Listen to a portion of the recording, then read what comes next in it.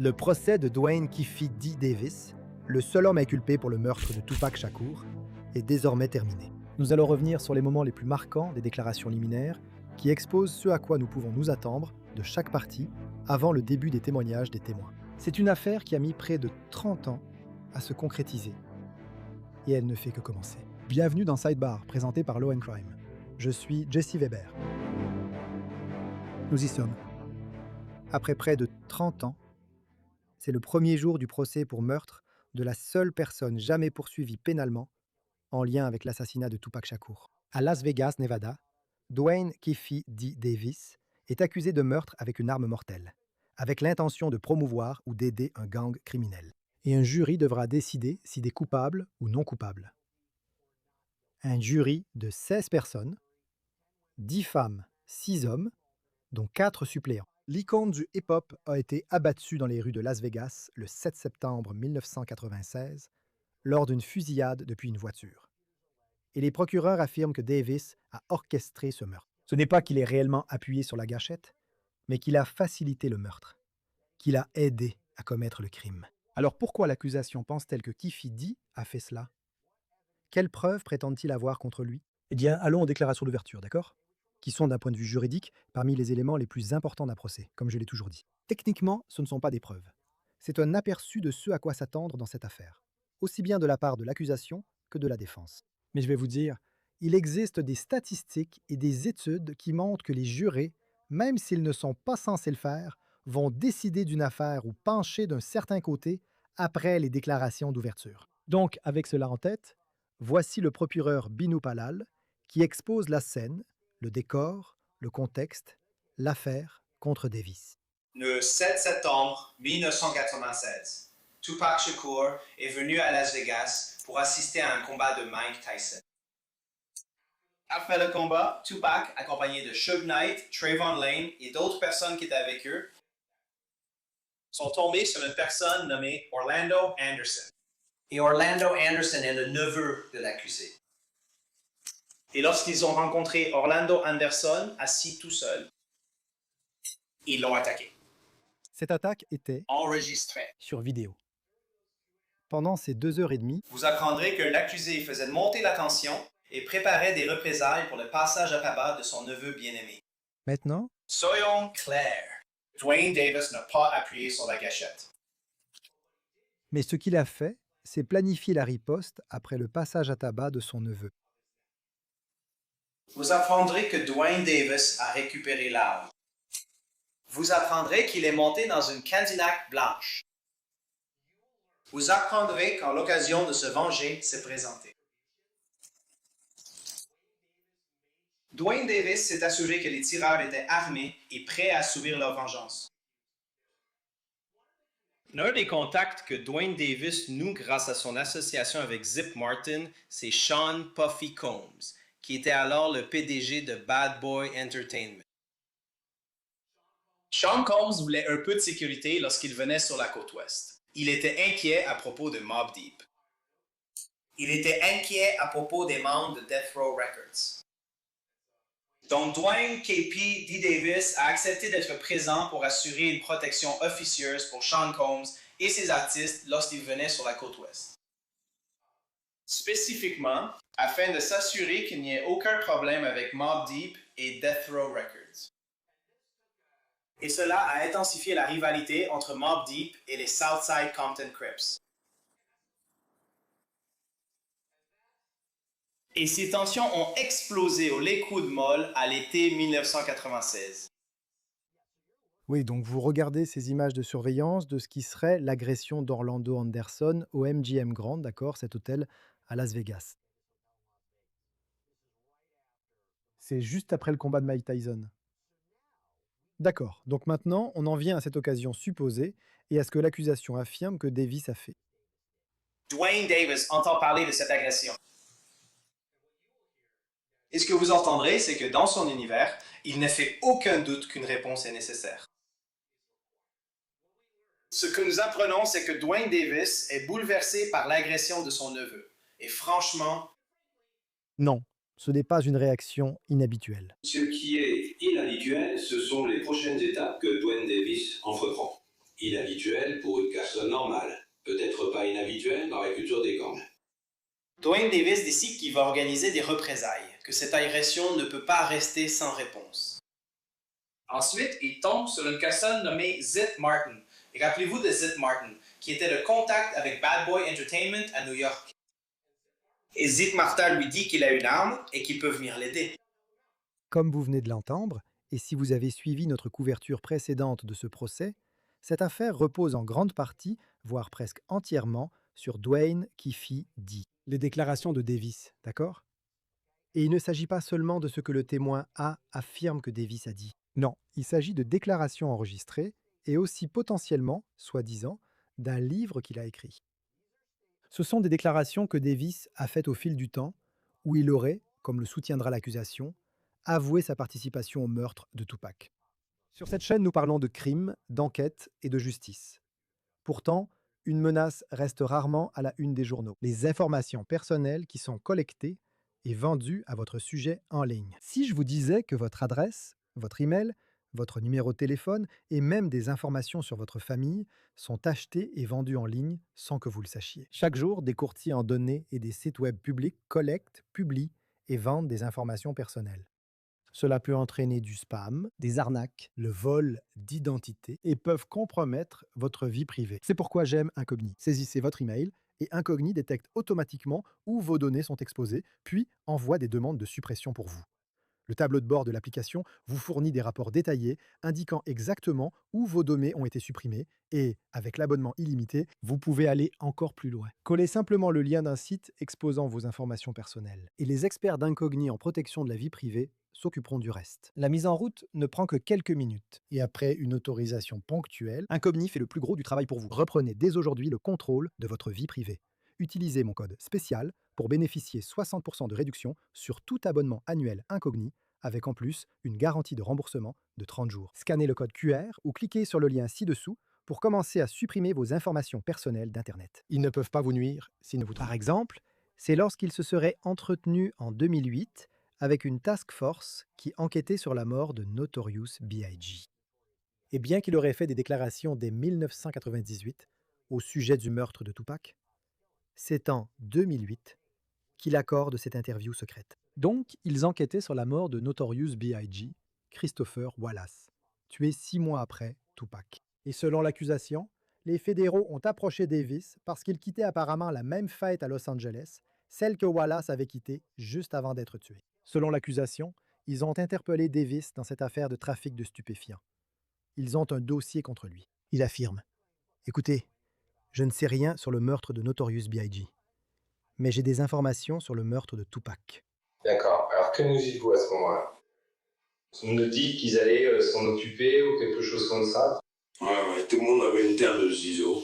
Eh bien, combien de temps, comment tu t'en sors avec ça? C'est juste un peu... C'est qui ce type? Oh, tout le monde, j'ai l'impression que c'est toi. Alors, on dit quelque chose. Tu sais. Tu sais, et puis que... Oh, alors... Tu lui demandes de ta message de stockage là-dessus? De quoi tu parles? Je pense que c'est ce qui est. On parle. Je pense que c'est de ça qu'il parle. Et au cas où ce n'était pas clair, voici l'accusation qui expose plus en détail ce que Davis est accusé d'avoir fait ici. Donc plus tard... Dwayne Davis organise 2 véhicules pour se rendre au 662 Club. Avant cela, il récupère une arme auprès de Zip Martin. Et dans cette Cadillac blanche, avant que la fusillade n'ait lieu, Dwayne Davis explique que le conducteur est Terrence T. Brown. À l'arrière, côté conducteur, se trouve DeAndre Dre ou Big Dre Smith. À l'arrière, côté passager, se trouve Orlando Baby Lane Anderson. Et Dwayne Davis lui-même, Keefe dit, est à l'avant, côté passager. Et voici comment Dwayne Davis explique le meurtre de Tupac Shakur. Et voici Kifidi M. Davis, qui semble expliquer lui-même comment tout cela s'est passé. Ouais. Il est un peu... je sais pas. Peut-être que je ne comprends pas. Là, quand t'as tendu. Non. Tout. Tu vas faire Tupac. Je ne savais pas qu'on devait l'enregistrer. Je vais. Tupac. Je me dis, voilà, tu fais demi-tour, on va y aller, je voulais juste filmer ça, il y avait un peu de vent. Nous devons nous arrêter sur le côté, vérifier les dossiers et voir ce que c'était. Donc, ce qui a attiré votre attention sur lui, c'était des filles qui criaient sur Tupac. Cool. Il nous a laissé passer tout le chemin. Tout le chemin. Tout le chemin. Il a déjà un putain d'esprit, tu sais. Ça? Non. C'est un putain de... Tu sais, on t'a laissé te mettre à côté de ça. Ensuite, tu as continué et tu as juste chillé. À quel moment as-tu dû te mettre à côté? Attends, je vais voir ça. Non. Pas sur un camion. Et ils sont partis, puis ils se sont arrêtés. Donc, tu allais faire ça aussi ou tu allais le laver avec? Oui, je vais voir ça. Donc, tu as remis l'arme au plus face. Tu as raison. Ouais, super, super. Non, non, non. La fille, là, est où gênante. Alors ce que vous entendez, Dwayne Davis et son fils l'admettent. Lorsqu'ils voient Tupac Shakur et Suge Knight se diriger vers le Club 662, Dwayne Davis, avec Terrence Brown, DeAndre Smith et Orlando Anderson, décident de faire demi-tour. Confronteur Tupac Shakur et Suge Knight. Dwayne Davis a une arme à feu. C'est une arme à feu qu'il a obtenue de Eric Vonzi Martin. Et puis il la passe à l'arrière. Dwayne Davis dit que si Tupac Shakur et Suge Knight avaient été de son côté du véhicule, il les aurait lui-même abattus. Mais comme ils étaient de l'autre côté, il le donnait à DeAndre Smith. DeAndre Smith, selon Dwayne Davis, ne voulait pas tirer à ce moment-là. Alors Orlando Anderson a tiré sur cette voiture. Dwayne Davis explique cela encore et encore. Tire. Hey, pourquoi quand tu commences à tirer, tu dis que tu devrais te décaler et te voir? Il te regarde droit dans les yeux. Toi, idiot, comment de ça? Je ne sais pas parce que quelqu'un a dit qu'il savait. Quand? Il s'approche et puis, tu sais, Tupac est occupé à se faire tirer dessus. Et encore une fois, l'histoire, c'est que Tupac essaie de... Je te vois. Pas de retour pur. Qu'est-ce que tu vois se passer? Je ne sais pas. Je vais te dire ce que tu vas faire. Je ne sais pas, mec. Allez, tu y es. Toi. On dirait des cris ou quelque chose comme ça. Celui avec son cou juste ici. On se voit dans le pilote. À eux, C'est c'est ça. ça. À propos de ces enfants. D'accord. Alors, je suis désolé, est-ce que vous... Depuis du temps directement dans la rue. Nous...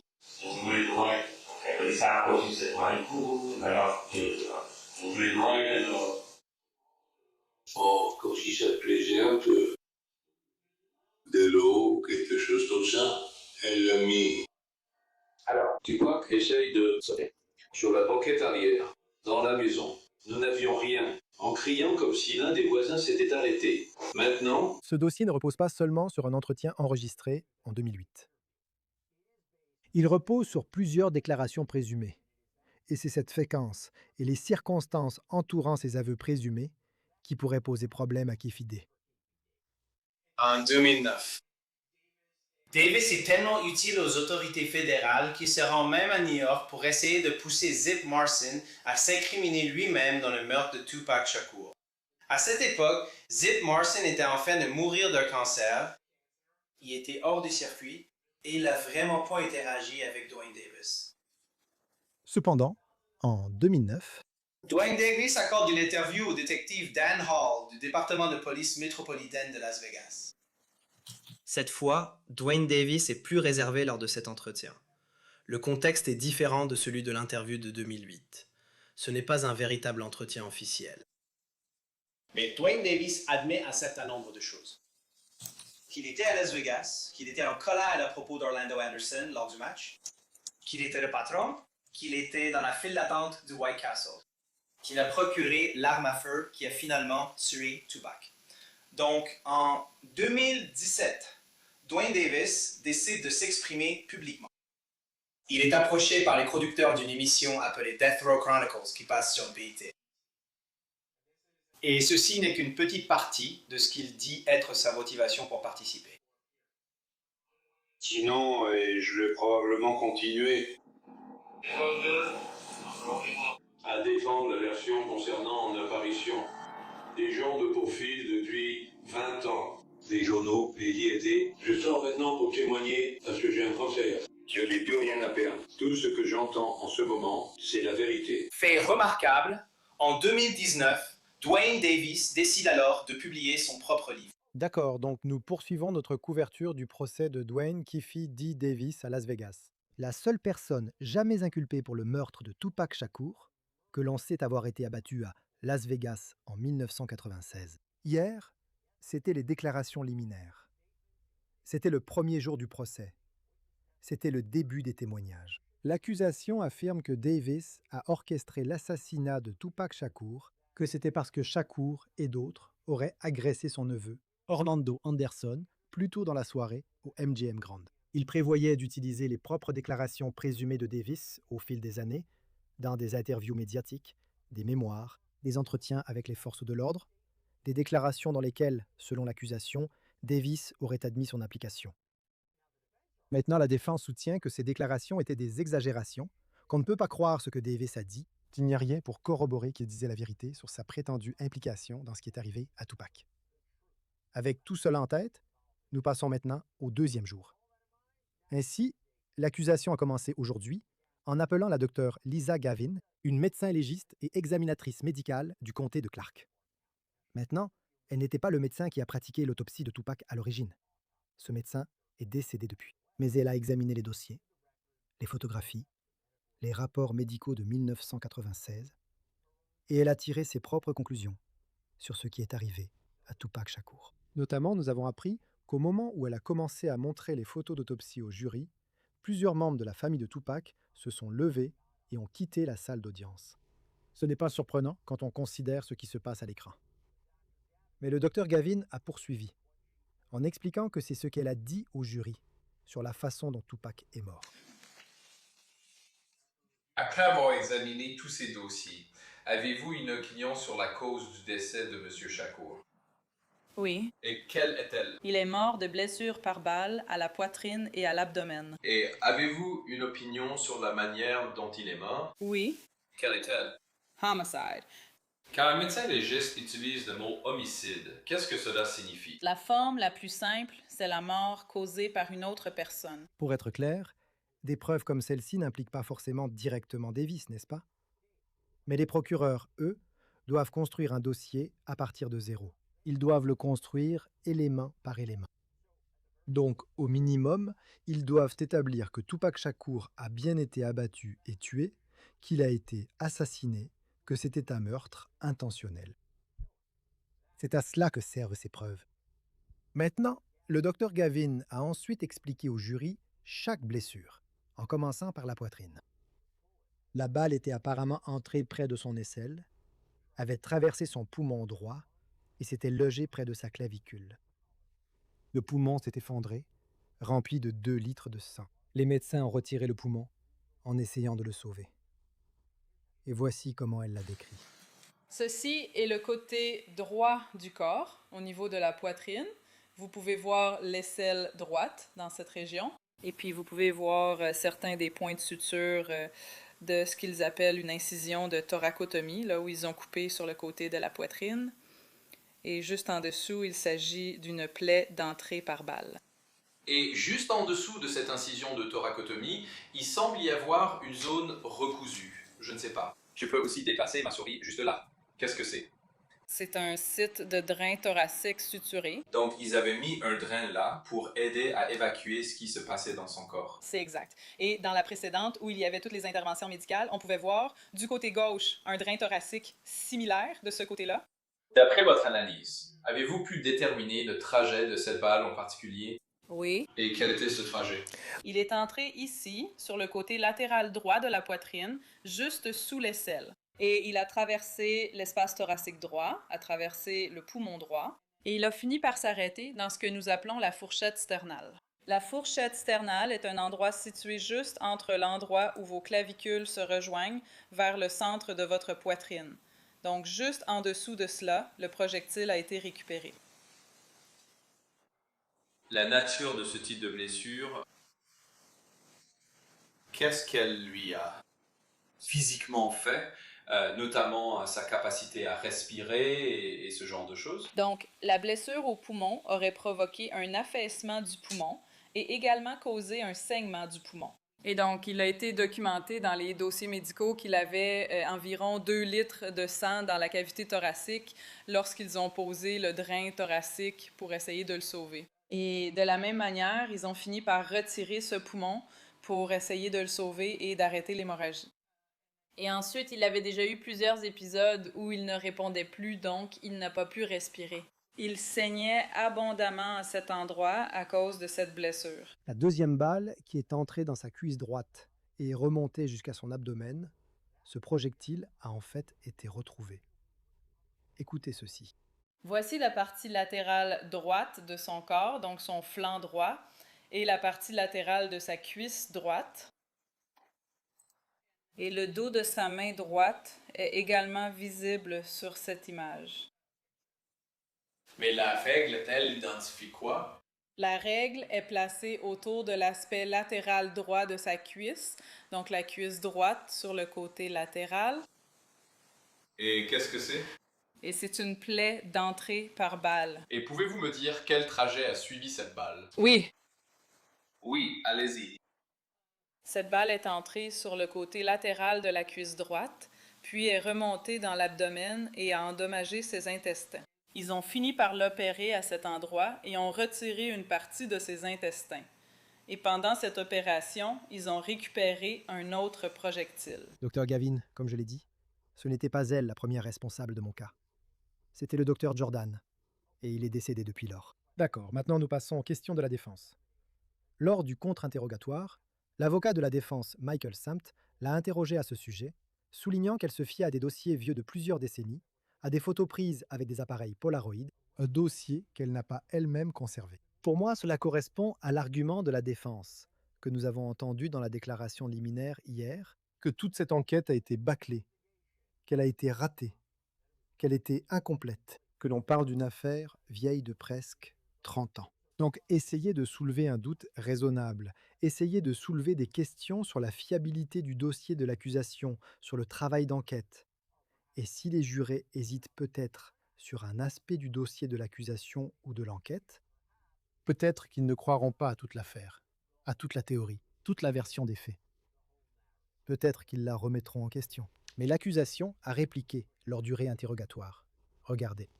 Votre témoignage aujourd'hui tourne essentiellement autour de votre interprétation du dossier qui a été établi il y a 30 ans. Oui, c'est exact. Et donc, il est juste de dire, bien sûr, que tenir des registres serait très important dans votre domaine de travail. Oui. Dans le cas où, à l'avenir, quelque chose que vous faites pendant que vous êtes en vacances quelque part aux Bahamas pourrait faire l'objet du témoignage d'un autre médecin. C'est exact. Maintenant, en ce qui concerne les dossiers que vous avez vus ici, c'est bien Dr. Jordan? Jordan. Est-ce qu'il manquait quelque chose lors de votre examen de ces dossiers au niveau de la tenue des dossiers ou quelque chose comme ça? Non, mais nous n'avons pris que quelques photos au moment de l'autopsie. À cette époque, ils utilisaient des polaroïdes ou des pellicules dans les appareils photo.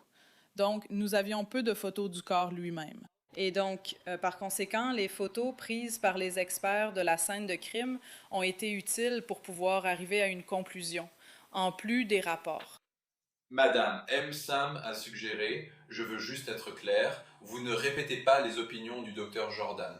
Vous avez formulé votre propre avis quant à la cause et aux circonstances du décès. C'est exact. Donc, comme je l'ai mentionné à propos de cette altercation présumée initiale au MGM, après cette prétendue agression dans cet hôtel, la police s'est rendue sur les lieux. Mais l'homme qui aurait apparemment été attaqué, Orlando Anderson, le neveu de Kifidi, ne semblait pas vouloir coopérer. Le sergent Kenneth Rios était l'un des officiers qui sont intervenus cette nuit-là. Voici ce qu'il a raconté au jury à propos de son interaction avec Anderson. Je lui ai d'abord demandé s'il avait besoin d'une assistance médicale et il a refusé. Il a dit qu'il allait bien. Je lui ai ensuite demandé ce qui s'était passé et il m'a dit, en gros, que 2 types qu'il ne connaissait pas l'avaient agressé. Et encore une fois, je lui ai demandé s'il avait besoin d'une assistance médicale. Il a dit non. Je lui ai demandé s'il voulait déposer une plainte et il a dit non. À ce moment-là, a-t-il été relâché et libre de partir? Oui, il l'était. Plus tard dans la soirée, avez-vous appris qu'il y avait eu une fusillade impliquant Tupac Shakur? Oui, je l'ai appris. Et ensuite, vous a-t-on demandé de rédiger un rapport concernant votre interaction avec M. Anderson? Oui, on me l'a demandé. Et à ce moment-là, quel nom aviez-vous retenu pour M. Anderson? C'était Orlando. Je me souviens de son prénom. Est-ce qu'il y a quelque chose d'inhabituel lorsqu'une victime est attaquée et ne veut pas porter plainte ou faire une déposition, que vous n'ayez pas rédigé de rapport cette nuit-là? Non, ce n'est pas le cas. En gros, si vous n'avez pas de victime, vous n'avez pas de crime, comme on dit, ce qui n'est pas forcément vrai. Il y a toujours un crime. Mais si vous n'avez pas de victime, les chances de poursuite sont faibles. Vous n'obtiendrez aucune information et donc nous ne rédigeons pas de rapport si la victime refuse. Nous sommes donc de retour avec d'autres moments forts en direct de Las Vegas, Nevada. Nous poursuivons ainsi notre couverture du procès contre Dwayne Keefe D. Davis, la seule personne jamais inculpée pour le meurtre de Tupac Shakur, qui a été abattu à Las Vegas en 1996. Nous avons déjà analysé certains des moments clés qui se sont produits jusqu'à présent dans ce procès. Mais hier, après avoir enregistré notre épisode, quelque chose s'est passé. Il s'est passé quelque chose que vous devez absolument voir par vous-même, d'accord? Vous devez entendre. Vous devez voir pour y croire. On peut dire que le témoignage le plus explosif jusqu'à présent est venu lorsque cet homme, Mob James McDonald, un ancien membre du gang Mob Piru, a pris la parole à la barre. Et il a clairement fait savoir dès le départ qu'il ne voulait pas être là, demandant au tribunal de le considérer comme un témoin hostile. Et à un moment donné, il s'est même apparemment adressé directement à Kifidi. Ouais. Et d'ailleurs, il est possible que Kifidi ait eu quelques mots pour lui à la fin aussi. On va en parler. Il y a aussi le témoignage de Reggie Wright Jr. On attendait ça.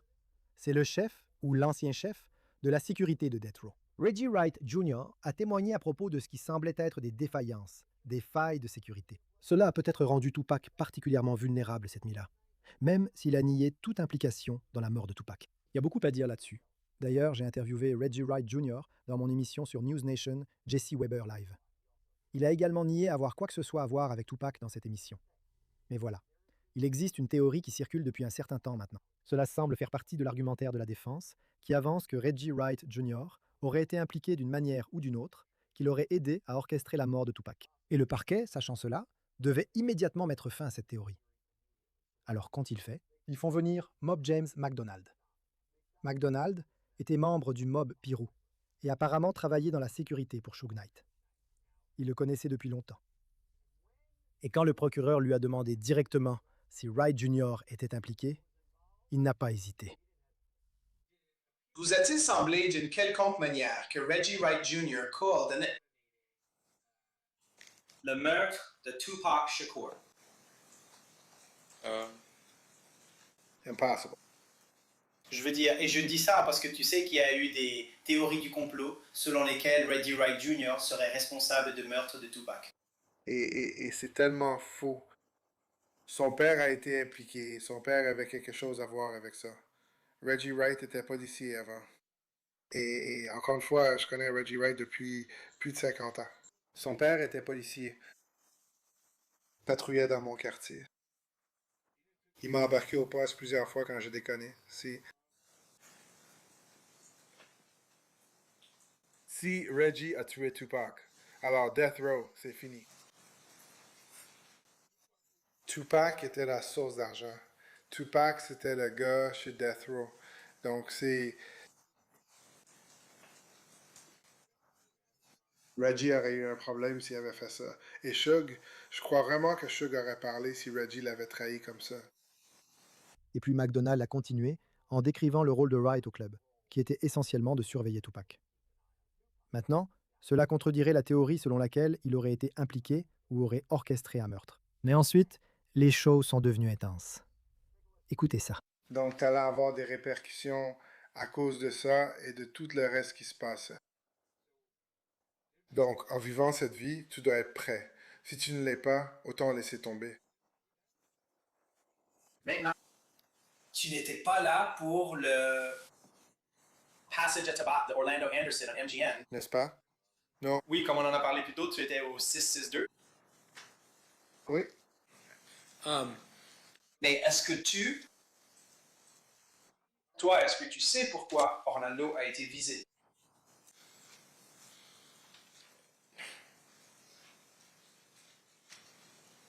Je suis au courant de beaucoup de choses. Des choses qui se passaient.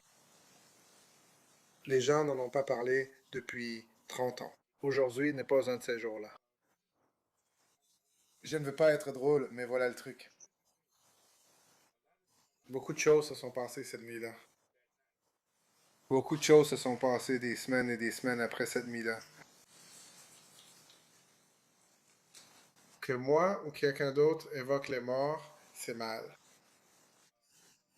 Beaucoup de gens ont été blessés à cause de cette situation en elle-même.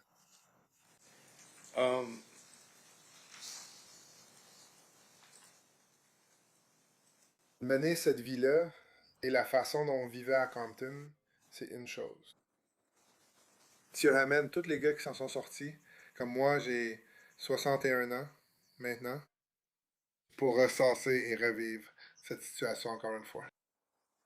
J'ai dit à chaque avocat ici qui a essayé de me faire venir, vous feriez mieux de me traiter comme un témoin hostile à la barre. Et je pense que c'est vers ça que je me dirige maintenant, parce que vous me posez des questions, je ne peux pas répondre à ces questions. D'accord. Eh bien, laissez-moi vous demander ceci alors. Je ne vais pas parler d'Orlando. Laissez-moi vous poser une question à propos de vous. Il y avait une rumeur disant que Tupac vous avait mis KO une fois. Quelle aurait été votre réaction si cela s'était produit? Oui, je suis honnête avec vous et avec tout le monde. Je l'ai dit dans mon podcast. Puis est venu le moment du contre-interrogatoire par la défense. Et je vais vous dire, c'est devenu encore plus intense. Tellement intense, en fait, que McDonald a même pris Kifidi à partie. Est-ce que c'était le cas? Pouvez-vous nous décrire le genre de tension dont on parle quand vous y êtes retourné? C'est sûr que tu veux que je réponde à ça? Est-ce que ça va être cru? Non, je vais pas. J'ai pas de colère à gérer, mais tu m'as posé une question. Et ce que j'ai à expliquer, c'est que je ne veux pas l'envoyer en prison. Bien sûr. Même si on ne s'aime pas. Bien sûr. Je ne veux pas t'envoyer en prison. C'est pour ça que j'en suis là et que je suis comme je suis. Parce que j'ai changé ma vie. J'élève mes petits-enfants. Je leur apprends à ne jamais être comme leur papa. Et me voilà. En train d'expliquer aux gens ce que j'étais avant. Et je n'en suis pas fier. Je n'en suis pas du tout fier. Et tu me poses des questions qui peuvent lui faire du mal. Et comme je leur ai dit, j'essaie d'éviter de répondre aux questions pour qu'ils ne me regardent pas en se disant qu'il y a quelque chose qui ne va pas. Eh bien, laisse-moi t'aider là-dessus, D'accord. avec précaution. Alors, ces personnes ici veulent savoir si tu as vu qui a tiré. Sur Tupac. Je t'ai dit ou non. Exact. Donc, en dehors de cette question, d'accord? La prochaine question que je te pose est, quand tu es retourné à Compton, est-ce que c'était comme un crip de Southside qui tire sur un blood de Piru, et puis un blood de Paris qui tire sur un crip de Southside? Est-ce de cette tension dont on parle? Est-ce que je dois répondre à ça? C'est une question 5. Une C'est réponse oui par oui ou non. ou par non. D'accord. Tu as vu ça? Quand je faisais partie de cette vie, j'en faisais partie et je l'étais pas. Et j'étais... Parce que tu demandes quelque chose qui va nuire à ce type. Et quand d'accord? Laisse-moi m'arrêter. Et encore une fois, je veux insister. Quand nous sommes revenus à Compton, D'accord. il y avait une guerre de gang. Les gens se faisaient blesser. D'accord. On recherchait des gens, cherchait certaines personnes de son quartier aussi. D'accord. Il recherchait aussi des gens de mon quartier. D'accord. Mais Orlando, lui, et certaines autres personnes étaient recherchées parce que des gens voulaient les tuer. Bien sûr. Est-ce qu'ils étaient les seuls qui voulaient? Suis-je le seul ouvert, ici? Ils n'étaient pas les seuls, c'est son quartier en particulier. Mais ils étaient les principaux protagonistes d'une guerre de gang. C'était au milieu, comme moi. Donc, tu es en train de nous dire que les gens chez nous avaient, d'une manière ou d'une autre, des informations disant que ce gars-là et plein d'autres personnes étaient impliqués dans quoi? Dans le meurtre de Tupac. D'accord, mais ma question pour toi... Tais-toi. Peux-tu te concentrer sur moi une seconde? Oui, je vais le faire. Je m'excuse. Je veux juste m'assurer qu'on est bien d'accord pour ces personnes. Concernant ces informations, aucune de ces personnes n'était là, n'est-ce pas? De quelle personne parlez-vous? Les personnes qui étaient déjà dans le quartier ou celles qui ont quitté Las Vegas la même nuit où Tupac a été abattu pour rentrer chez elles?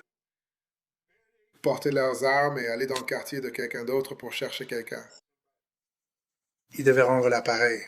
Donc, encore une fois, ma question pour vous est la suivante.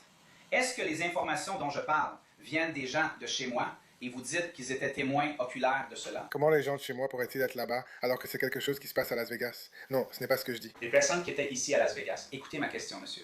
Les personnes qui étaient ici à Las Vegas, vous me dites qu'elles ont été témoins oculaires de ce qui s'est passé et sont rentrées chez elles. C'est bien ce que vous me dites? Je vous dis, les gens, Répondez qu'est-ce que simplement c'est? à ma question. 662. Oui Je peux pas ou répondre non? à ça Est-ce que sans c'est oui ou non?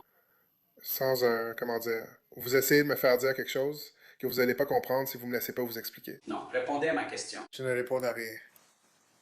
Je ne sais pas de quoi vous parlez.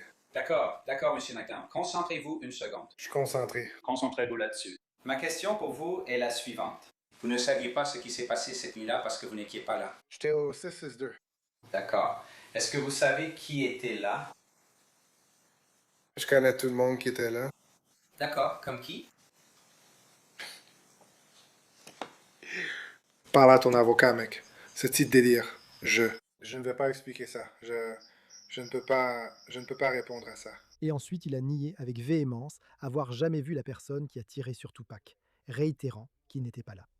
Et encore une fois, je veux juste, écoutez, on essaie simplement de découvrir qui a tiré sur Tupac. Vous nous dites que vous n'étiez pas là, que vous n'avez rien vu. C'est tout ce que je veux savoir. Au final, c'est tout, d'accord? Est-ce que j'étais dans l'entourage quand Tupac s'est fait tirer dessus? Non.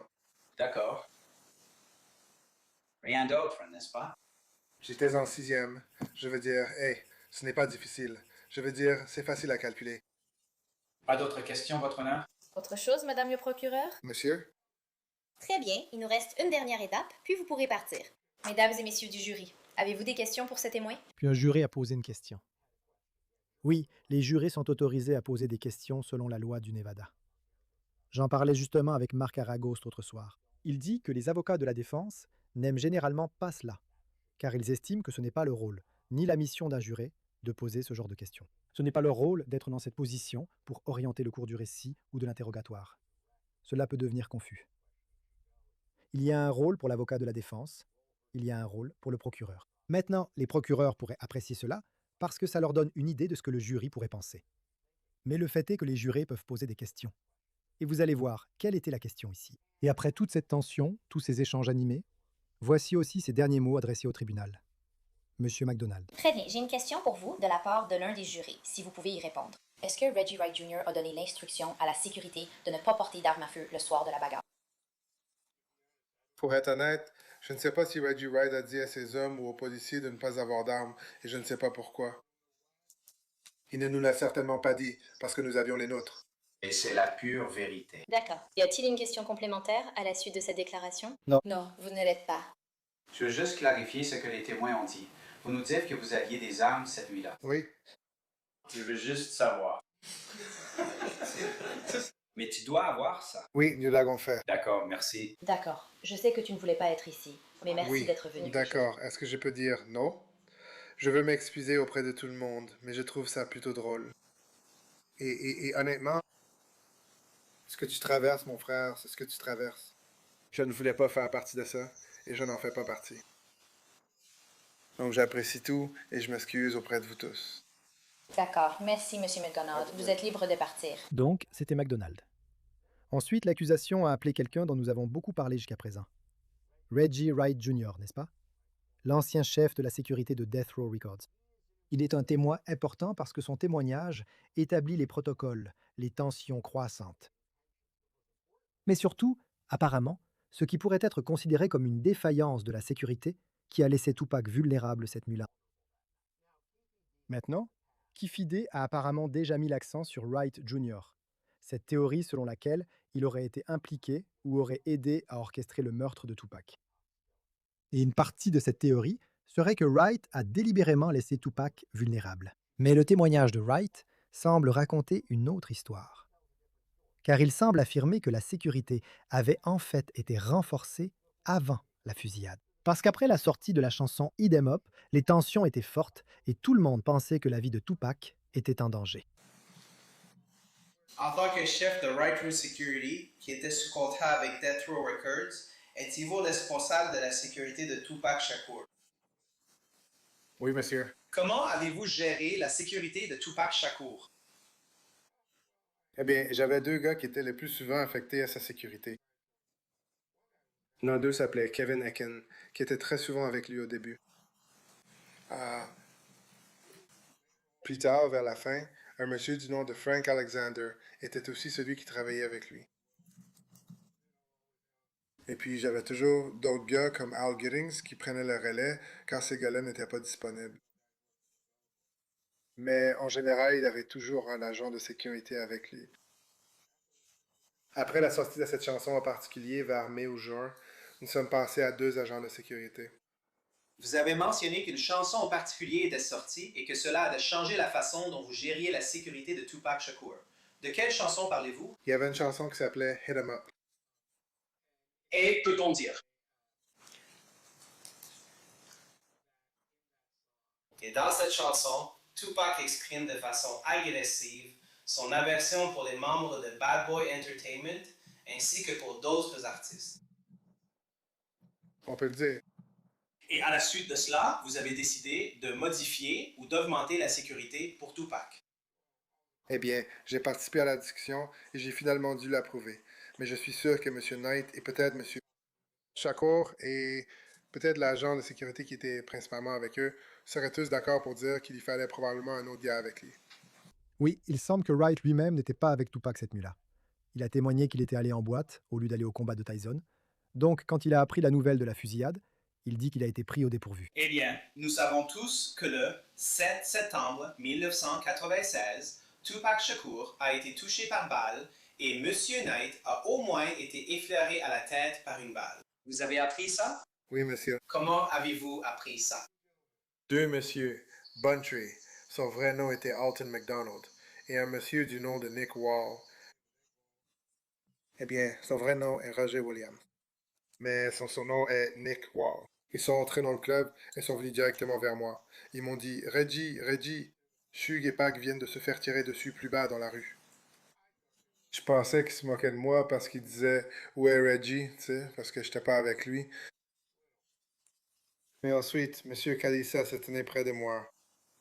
Je suppose qu'il a parlé à certains des agents qui travaillaient devant, et il m'a un peu confirmé qu'il s'était passé quelque chose. Et puis à ce moment-là, j'ai vu environ 4 ou 5 autres unités qui travaillaient au cube. Ils ont commencé à se diriger dans cette direction. Maintenant, nous avons cette fameuse vidéo de surveillance du MGM que nous avons déjà diffusée, n'est-ce pas? Elle semble montrer Tupac, Suge et d'autres en train d'agresser prétendument Orlando Anderson. Rappelez-vous, ce serait le mobile de tout cela. Qu'Anderson, le neveu de Keffi D, était contrarié par cela et s'est vengé contre Tupac. Keffi D a dit que son neveu avait été humilié. Donc encore une fois, c'est ce qui aurait soi-disant déclenché la fusillade. Mais lorsque la bagarre a été évoquée lors de l'audience de probation de Shug, Anderson aurait apparemment témoigné que Shug essayait d'arrêter la bagarre. Et selon Wright, Anderson aurait été payé une grosse somme d'argent pour soi-disant mentir sous serment. Est-il juste de dire que M. Knight était en probation au moment de l'agression au MGM Grand? C'est exact. Pouvez-vous nous dire qui sont les personnes impliquées dans cette affaire? Ce monsieur là-bas en blanc, c'est Buntrey. Alton McDonald. Il semble qu'il y ait quelqu'un avec une chemise dorée. Qui était-ce? Cela semblait être M. Shakur. Eh bien, c'est M. Knight. Et ensuite, c'est M. Williams. Vous voyez M. Williams, M. Knight, M. Shakur. Ce sont les personnes que vous pouvez identifier dans cette partie de la vidéo. C'est bien ça? C'est exact. Et puis, après que vous soyez revenu de Las Vegas, de retour dans la région du sud de la Californie, est-ce que M. Knight a eu un problème juridique à la suite de sa participation présumée à cette agression? C'est exact, monsieur. Pouvez-vous nous expliquer cela? Ils sont déjà rencontrés. Au départ, ils sont déjà rencontrés, ont-ils dit, pour un test qu'il avait fait avec son agent de probation. Mais alors qu'il était encore en détention, ils ont ensuite ajouté l'accusation selon laquelle il avait violé sa probation pour avoir agressé M. Anderson. Donc, il est en probation. Il apparaît sur la vidéo, du moins il semble participer au passage à Daba de M. Anderson. Et donc, il est accusé d'avoir violé sa probation. C'est exact. Monsieur, et avez-vous participé à la préparation de l'audience de M. Knight concernant la violation de sa probation? Avec son avocat, M. Kenner, j'ai assisté à plusieurs réunions, oui. Et ensuite, êtes-vous au courant d'une réunion avec M. Anderson? C'est exact. Pouvez-vous nous en parler? Nous l'avons donc rencontré dans le bureau de son avocat, M.E.D. Fall. Il était à Seal Beach, je crois, là où se trouvait son bureau, et nous l'avons rencontré. Les avocats avaient un accord selon lequel, je suppose, ils allaient parvenir à un règlement ou quelque chose pour... Et M. Anderson devait venir témoigner en faveur de M. Knight, et je crois que le règlement était d'environ 60 000 $ parce que certaines personnes de Deferro l'avaient agressé. Et certains diraient que c'était parce qu'il venait témoigner en faveur de M. Knight. D'accord. Donc, pour être clair, avant l'audience de révocation de M. Knight, il y a eu une réunion avec Orlando Anderson, la personne qui a été frappée dans cette vidéo. C'est bien ça? C'est exact. Et puis, il y a eu un accord selon lequel 60 000 $ devaient être versés par Suge Knight ou Death Row ou un aspect de ce côté-là à M. Anderson. Est-ce correct? C'est exact. Mais cela a été conclu entre les avocats, M. Cannon, qui était également présent, et M. Paul. D'accord. Je ne dis pas que c'est vous qui avez fait cela. Je dis simplement que j'étais à cette réunion, Oui. moi-même et Norris Anderson, qui était le directeur général de l'entreprise à l'époque. Et ensuite, lors de cette audience de probation, est-il juste de dire que M. Anderson a déclaré que M. Knight essayait sectement d'arrêter la bagarre et ne participait pas du tout à la bagarre? C'était son témoignage, ouais. Et cela, c'était après qu'il ait reçu les 60 000 $. Sur ce point, je ne sais pas. C'était Je ne après sais l'accord. pas. Il y avait quand même un accord en place. D'accord. Et ensuite, est-ce qu'on peut dire que le juge a ignoré le témoignage de M. Anderson et a révoqué la libération conditionnelle de M. Knight? Une seconde. Eh bien, est-ce que le juge a cru le témoignage de M. Anderson? Eh bien, M. Knight a ensuite été déclaré en violation de sa probation et a été condamné à 9 ans de prison. Écoutez, même s'il y a eu des arguments disant que les médias ont peut-être trop stimulé ou trop exagéré cette rivalité entre la côte Est et la côte Ouest, il semble que les tensions entre les maisons de disques rivales et les gangs opposés étaient à leur comble dans les années 90. Et la sécurité et la protection sont apparemment devenues des priorités absolues. Mais par un coup du sort, l'un des gardes du corps s'est absenté du travail la nuit où Tupac a été abattu et tué. Regardez. Et vous aviez mentionné plus tôt qu'après la sortie de la chanson Hit 'em Up, et c'était probablement quoi, 3-4 mois avant cela, vous aviez assigné 2 agents de sécurité à M. Shakur. C'est exact. Alors, où est l'autre? Eh bien, c'était M. Hackey, Kevin Hackey. Il était également prévu qu'il soit présent et qu'il l'accompagne. Et c'est ce que je pensais vraiment, qu'il allait venir avec lui, parce qu'il était normalement avec lui. Vous savez, lui et M. Alexander, ils s'arrangeaient un peu pour savoir qui serait avec M. Shakur. Et pour une raison quelconque, il n'est pas venu. Il me dit maintenant qu'il a eu une arrestation tardive et qu'il est resté coincé à l'hôpital toute la journée à gérer une arrestation. Ah. Donc, le soir du combat arrive. Où êtes-vous? Est-ce que vous êtes allé au combat?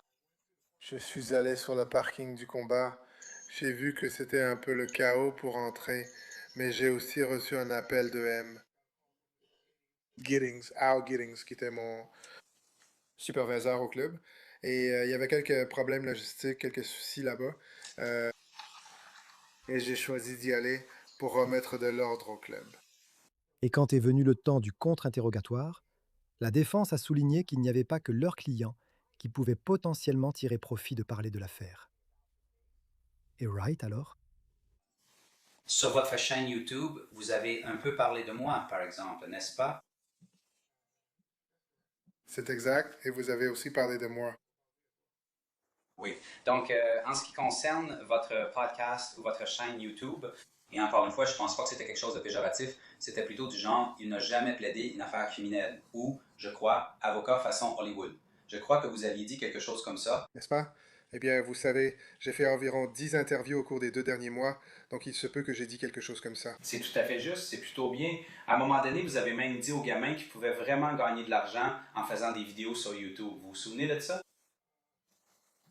Ça ne s'est pas vraiment passé comme ça. Mais j'ai quand même transmis son numéro à quelques chaînes YouTube après qu'on ait eu cette discussion sur le fait de faire quelque chose sur ma chaîne. Mais j'ai refusé de le payer.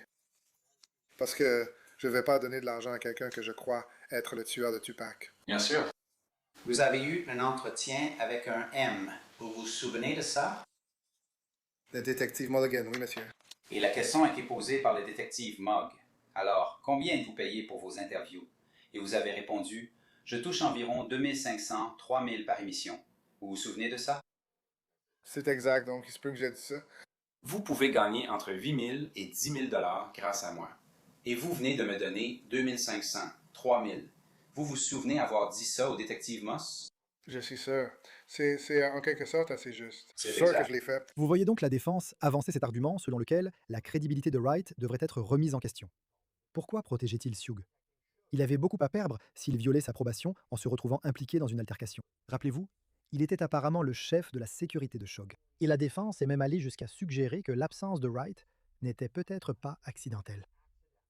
Donc, Suge Knight est à Las Vegas et tu étais avec lui chaque jour. Et en septembre 1996, il s'est retrouvé mêlé à cette bagarre et le voilà, il va en prison, n'est-ce pas? Je suis désolé. Laissez-moi vous demander ceci. Pourquoi Chuck est-il allé en prison? Il a violé sa probation. D'accord. Donc, vous saviez bien sûr qu'il était en probation. D'accord. Avant que vous Pendant ne tout le deviez temps le que j'étais faire. avec lui. Vous le saviez? Depuis 1994, oui. Oui. Et donc, tu savais que la personne numéro 1 de Death Row Records, le principal responsable pour toi, pouvait potentiellement aller en prison s'il se battait, par exemple, n'est-ce pas? C'est exact. Et cette nuit-là en particulier, tu n'étais pas là pour lui quand il s'est retrouvé dans ce soi-disant combat, n'est-ce pas? J'étais présent avec M. Knight environ 70 à 80% de sa vie. Donc il y a bien 20% du temps où j'étais pas avec lui. D'accord.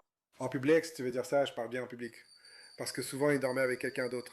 Et j'étais pas avec lui. Donc, au moment le plus important de la vie de Shogun Knight, quand il avait besoin de ta protection, tu n'étais pas là pour lui. Malheureusement, non. C'est exact. Nous ne savons pas ce que le jury retient de tout cela, mais nous voyons assez clairement les arguments de l'accusation et de la défense. À la fin des années 90, il a été affecté à une task force fédérale qui enquêtait sur les gangs dans le quartier de South Central à Los Angeles. L'une des personnes qui surveillait était Dwayne Keefe D. Davis. Donc, Davis a fini par être inculpé pour ses accusations de trafic de drogue.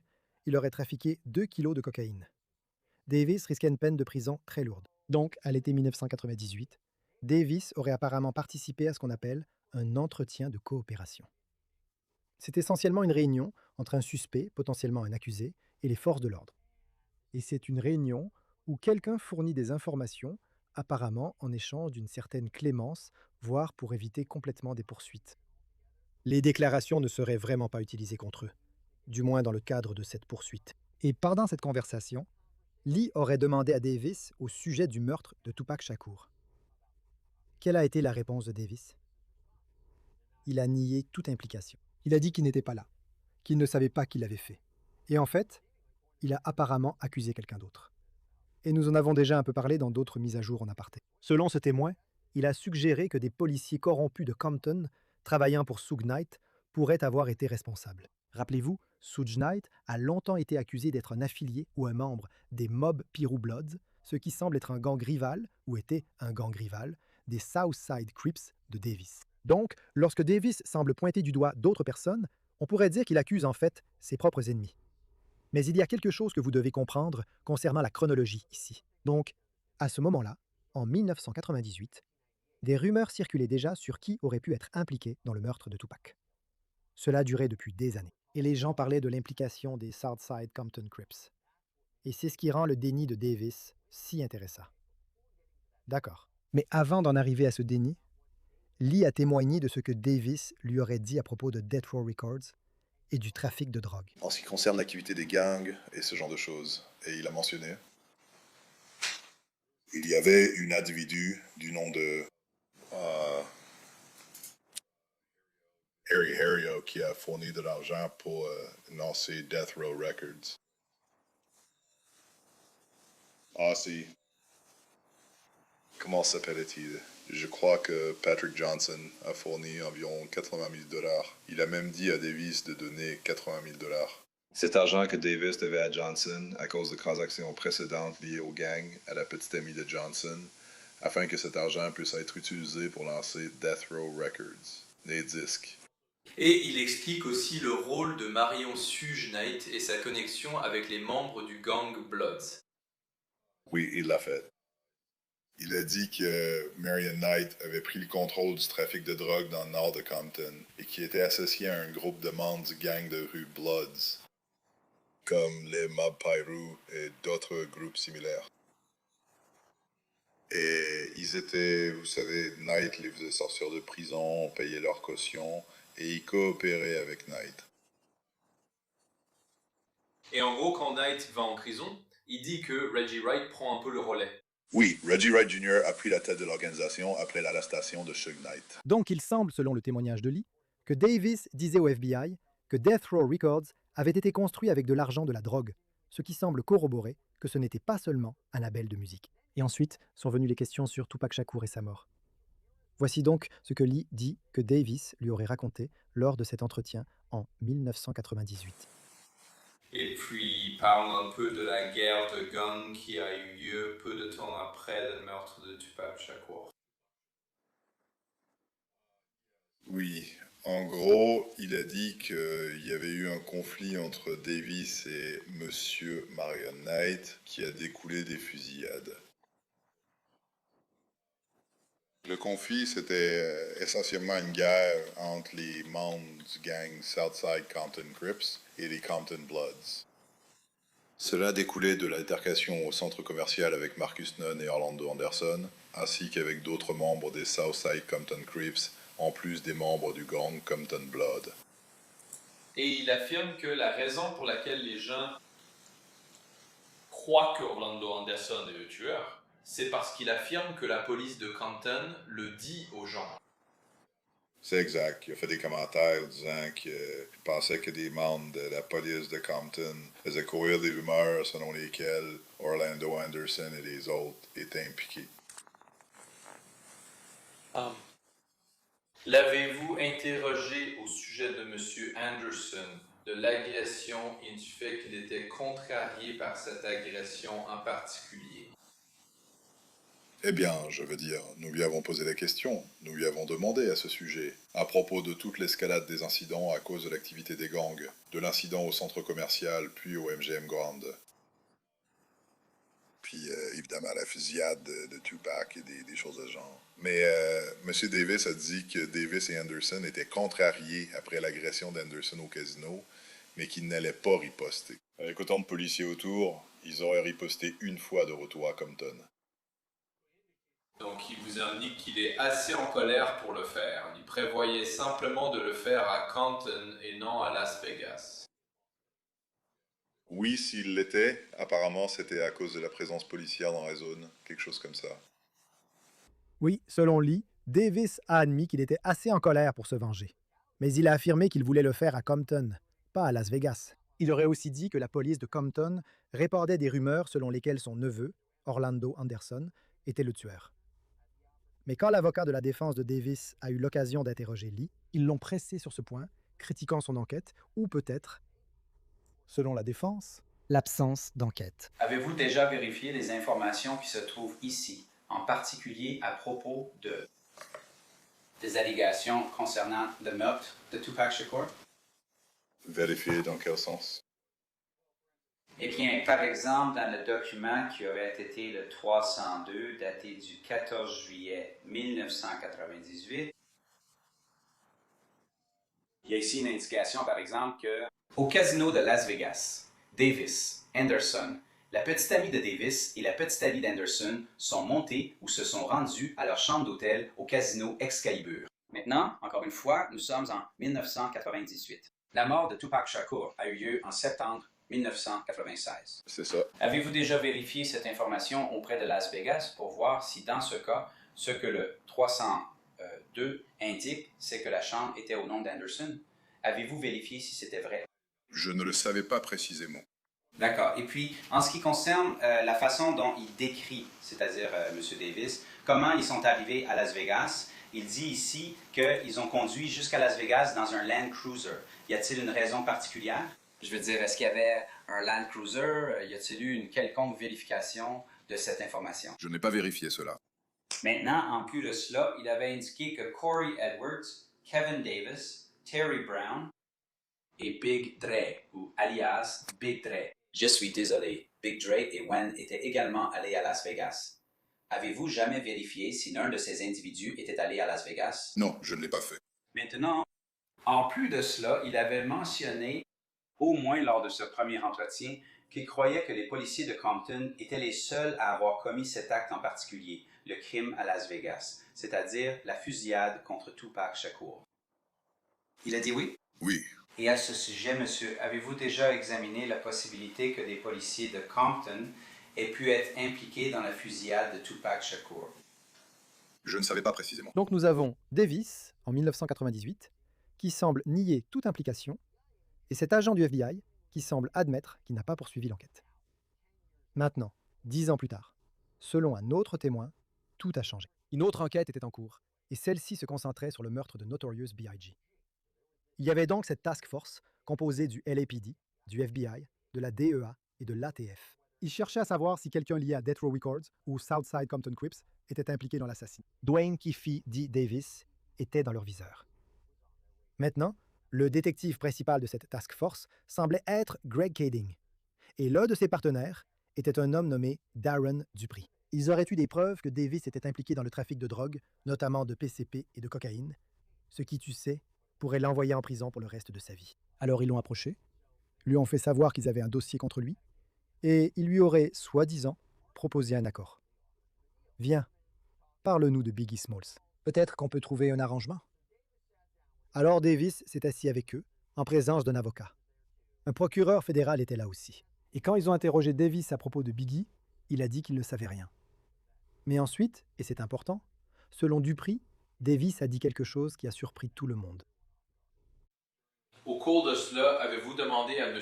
Davis s'il était impliqué dans le meurtre de Biggie Smalls?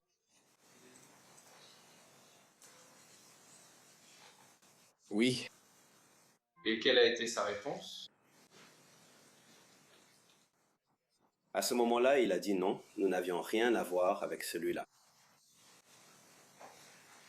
Quand il a dit que nous n'avions rien à voir avec celui-là, est-ce que ça vous a fait penser à ce qu'il voulait dire? Chaque fois qu'on appelle, oui, on sera comme celui-là. Qu'est-ce que tu veux dire? Et ensuite, il a dit, nous avons fait l'autre. Il a dit que nous avons fait l'autre. Et donc, à ce moment-là, de quoi pensiez-vous qu'il parlait? Moi, personnellement, le seul autre, c'était Tupac. Mais on n'avait rien. On ne pensait pas qu'il s'agissait de lui. On parlait de Christopher Wallace. On ne lui a posé aucune question sur Tupac. Il a évoqué ça de lui-même. Et donc, quand il fait ça, est-ce qu'il y a alors une discussion sur peut-être avoir une conversation à propos de Tupac? C'était une surprise pour nous. Premièrement, on était choqués. Nous étions surpris. Oui. Ce moment-là, juste là, qui a conduit à cette véritable interview le 18 décembre 2008. Et cette fois, toutes ces années après le meurtre, cette interview portait spécifiquement sur Tupac Shakur. Et selon Dupree, c'est à ce moment-là que Davis a exposé en détail sa version des faits, affirmant qu'il était dans la Cadillac blanche, qu'il avait un pistolet de calibre 40, qu'il l'aurait soi-disant passé à la banquette arrière, mais le tireur potentiel a eu peur. Donc, le neveu de Davis, Orlando Anderson, souvenez-vous, l'accusation affirme qu'il s'agissait d'une vengeance, que Tupac et compagnie ont tabassé Orlando Anderson plus tôt dans la soirée la nuit où Tupac a été tué au MGM Grand, n'est-ce pas? Donc, le neveu de Davis, Orlando Anderson, aurait attrapé l'arme et tiré. C'était la première fois que Davis aurait admis avoir été dans la voiture, avoir eu l'arme, avoir fait partie de ce qui s'est passé. Voici ce que Dupree affirme que Davis leur a dit. M. Davis a déclaré que son neveu, Orlando Anderson, a été agressé et passé à tabac dans un club ou dans un hôtel à Las Vegas après le combat de Tyson. Il est venu raconter à M. Davis ce qui s'était passé. Ils sont partis à la recherche de Tupac et de Suge. Toutes les personnes qui étaient impliquées en gros dans le passage à tabac de M. Anderson.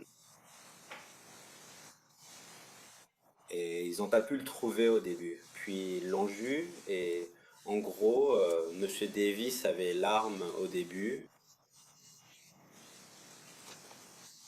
Mais ils sont arrivés du côté passager du véhicule de Suge Knight et de M. Shakur.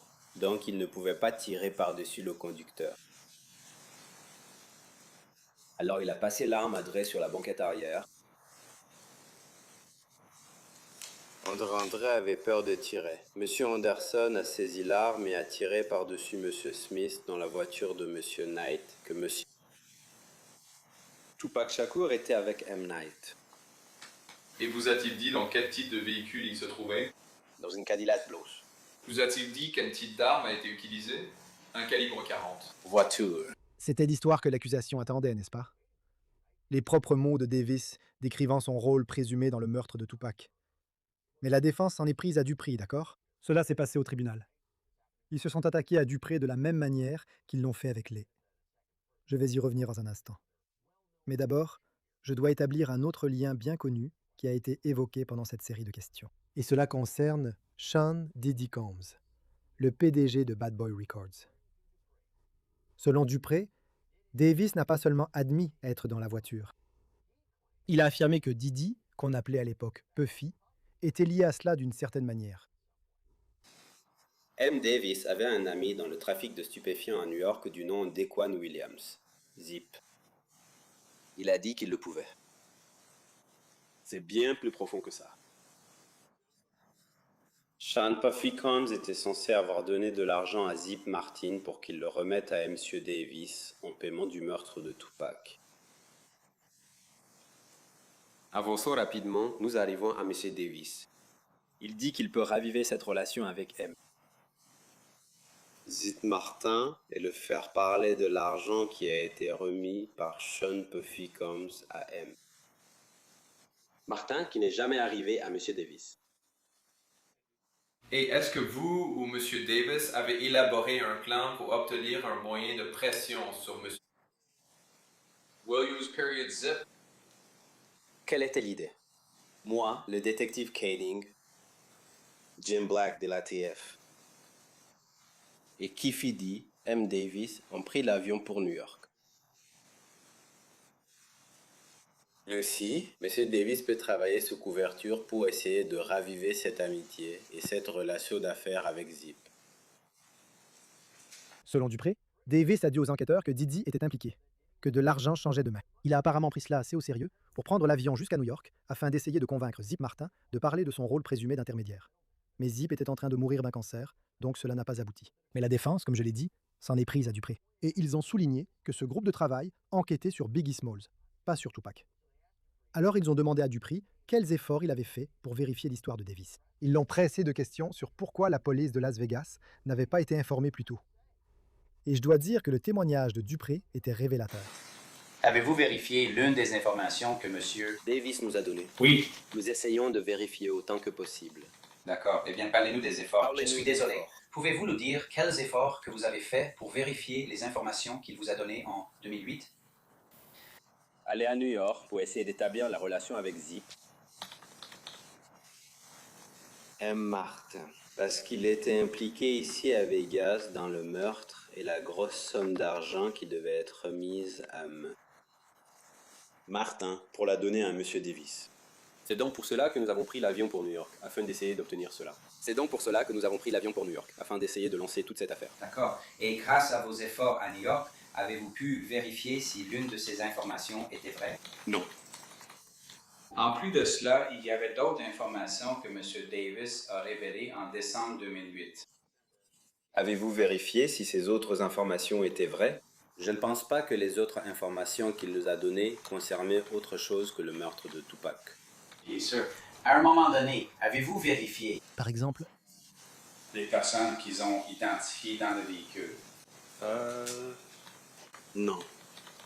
Vous savez bien sûr que certaines des personnes qu'il avait identifiées dans le véhicule étaient encore en vie en 2008, n'est-ce pas? Il y en avait un, c'était Terrence. D'accord. Avez-vous déjà vérifié si Terrence Brown était à Las Vegas au moment du meurtre? Il n'en a jamais eu l'occasion. Pourquoi pas? Comme je l'ai dit, notre première démarche a été de faire le lien entre Monsieur Combs et l'argent et de remonter à partir de là. vous voyez ce que fait la défense ici, n'est-ce pas?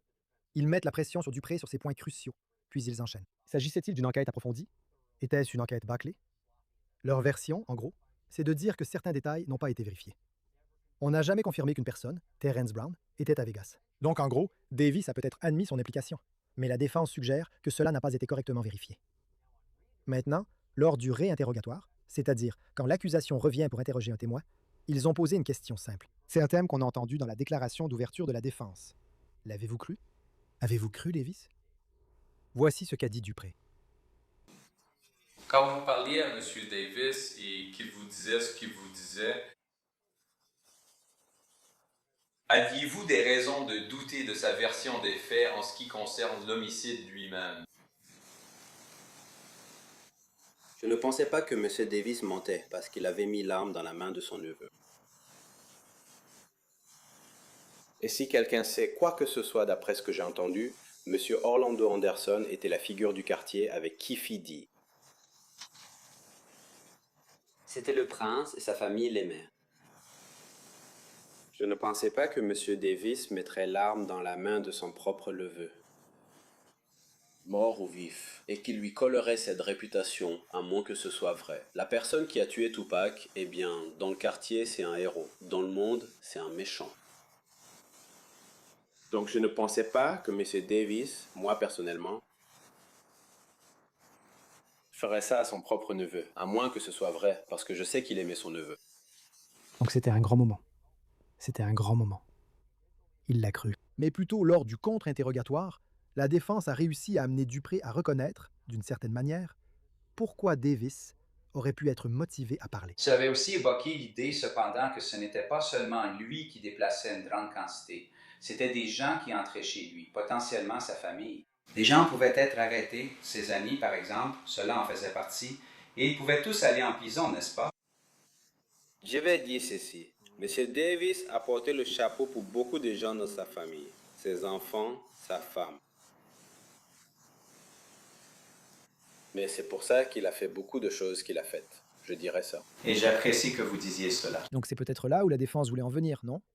Que Davis avait des raisons de dire ce qu'il devait dire pour protéger les gens autour de lui. Et c'est là où en sont les choses dans la salle d'audience en ce moment. D'accord? Mais je dois le souligner. Et je l'ai mentionné au début, je vais le redire ici. Cette affaire, c'est bien plus que de simples arguments juridiques, des témoignages et des preuves. Il s'agit d'une personne, d'un être humain réel, pas seulement de l'icône que nous connaissons tous. Quelqu'un à qui on a ôté la vie beaucoup trop tôt. Quelqu'un qui était adoré, qui était aimé. Quelqu'un dont la famille a attendu près de 30 ans pour obtenir justice et que les responsables rendent des comptes. Je dis cela parce que nous avons eu l'occasion de nous entretenir avec Jamila Barnes. C'est la cousine de Tupac, membre du conseil d'administration de la fondation Tupac Shakur. Elle a été présente dans cette salle d'audience chaque jour et elle nous a raconté comment elle vivait cette expérience. Comment avez-vous vécu le fait d'être dans la salle d'audience avec Keefe D? Extrêmement inconfortable, très inconfortable. Oui, c'est pas... Cela a été très inconfortable pour moi et ma famille, au point que, vous savez, nous avons dû demander aux agents de sécurité, genre, pouvez-vous lui demander de simplement regarder devant lui? Il n'a pas à nous regarder, il n'a pas à croiser notre regard. C'est déjà incroyablement inconfortable. Donc, ces nuances ne font qu'accentuer la gêne, l'inconfort et en fait le traumatisme de la situation. Il y a eu 2 moments qui ont été particulièrement difficiles pour moi. L'un d'eux était l'autopsie. C'est l'interrogatoire. La moitié de la famille est sortie et l'autre moitié d'entre nous est restée pour observer. J'étais parmi ceux qui sont restés. Et tu sais, en fait, j'étais plutôt préparée émotionnellement aux images qui refaisaient surface depuis de nombreuses années. Mais il y avait simplement des images plus choquantes que je n'avais jamais vues auparavant et qui étaient très difficiles pour moi. Donc, j'ai dû m'excuser et sortir de la salle d'audience lorsque ces images ont été montrées. Donc, Tupac est mon cousin aîné. Il a 50 plus que moi. Et mes souvenirs principaux de lui, c'est simplement le souvenir de mon cousin plus âgé quand j'étais enfant. J'ai vraiment de beaux souvenirs de lui. C'était quelqu'un d'actif, de dynamique, de talentueux, de créatif. J'ai un souvenir, j'en ai beaucoup, mais il y en a un en particulier. À ma fête d'anniversaire de 9 ans, tous mes cousins et amis de la famille étaient dans le sous-sol de ma mère pour célébrer mon anniversaire. Et l'un de mes souvenirs, c'est de me rappeler que nous étions en cercle et qu'il était au centre, en train de nous guider, que ce soit pour une chanson, un concours de danse, peu importe ce que c'était. Mais ce sont des souvenirs d'enfance qui étaient vraiment révélateurs de son talent et de sa célébrité, même quand nous étions plus jeunes. Je pense que son héritage durable a pu être maintenu aussi longtemps parce qu'il parlait. Avec empathie, vous savez, il pouvait. Ses paroles, sa passion, ses interviews, ses expériences de vie lui permettent de partager, de se connecter et de toucher les gens d'une manière très humaine, d'une façon qui n'était pas juste celle d'une célébrité intouchable, mais vraiment comme quelqu'un de tous les jours, vous voyez. Un ami ou votre voisin ou un membre de votre famille ou votre camarade de classe. Les histoires, les chansons, les paroles qu'il partageait parlaient vraiment de... Vous savez, parlaient vraiment de la justice pour les êtres humains en général. Vous voyez ce que je veux dire? Comme l'égalité de toutes les choses pour nous tous. Et pas seulement pour un type de personne, une culture ou un groupe, mais vraiment, vous savez, pour l'humanité. Et quand votre état d'esprit part de ce point de vue, vous êtes capable de créer un lien et trouver un écho auprès de personnes de tous horizons. Et même maintenant, parce qu'il était tellement déterminé à, vous savez, les choses qui étaient importantes pour l'humanité, ce sentiment est encore capable de résonner aujourd'hui, des générations plus tard, où, vous savez, les gens aujourd'hui, les jeunes aujourd'hui peuvent encore trouver leur voix et ce que sa voix représentait à l'époque. Donc, je pense que c'est une grande partie de son héritage durable. Et vous savez, sa voix continue d'être l'empreinte de... Vous savez, que les choses soient justes pour les gens du monde entier jusqu'à aujourd'hui. Avez-vous le moindre doute? Eh oui, Kefide est innocent, tant que sa culpabilité n'a pas été prouvée. Avez-vous le moindre doute sur le fait qu'il n'était pas impliqué? Sur le fait qu'il n'était pas impliqué dans ce qui est arrivé à Tupac? Ou bien, en écoutant les preuves, en écoutant les arguments, après avoir vu cette affaire, êtes-vous encore plus confiant dans le dossier de l'accusation et dans le rôle qu'il lui attribue dans ce qu'ils prétendent qu'il a fait? Oui, pour être très honnête, oui, c'est le cas, je veux dire vraiment. Il y a des preuves claires de son implication d'une manière ou d'une autre. Donc, c'est vraiment au procureur de rassembler tous ces éléments et de les démontrer clairement. Mais sans aucun doute, il y a d'une manière ou d'une autre, dans toute cette pyramide, vous savez, une certaine connexion. Donc, c'est certain, ces éléments doivent être prouvés devant le tribunal. Et j'espère qu'une fois que cela sera prouvé, vous savez, j'espère que le bon verdict sera rendu et que les conséquences appropriées seront, je l'espère, appliquées. Et c'est tout ce que nous avons pour vous pour l'instant ici sur Sidebar, tout le monde. Merci beaucoup de nous avoir rejoints. Et comme toujours, abonnez-vous sur YouTube, Apple Podcasts, Spotify ou partout où vous écoutez vos podcasts. Vous pouvez aussi nous retrouver sur Peacock de NBC. Merci beaucoup. Je vous dis à la prochaine.